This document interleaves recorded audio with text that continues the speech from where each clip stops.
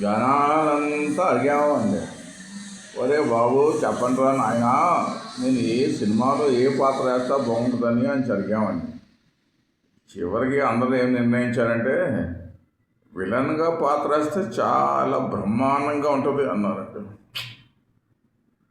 కాలం పట్టి వెళ్ళాలి మరి, హీరోకి ఏమీ వాల్యూ లేదంట. అంతే ప్రజలు. మరి సినిమా సక్సెస్ అవ్వాలంటే మరి ఏం చేయాలి? విలన్ పాత్ర వేయక ఇష్టం ఉన్నా ఇష్టం లేకపోయినా విలన్ పాత్ర వేయాలి. సరే ఏం చేస్తాం, ఒక్కొక్కరికి ఒక ఆనందం. అది నచ్చినా నచ్చిపోయినా విలన్ పాత్ర వేయాలి. సరే ఏం చేస్తాం, జస్ట్ పాత్ర పాత్ర అంతే, లైఫ్లో చెయ్యాలి, తప్పదు. కూటి కోసం కోటి విద్యలు అన్నట్టు.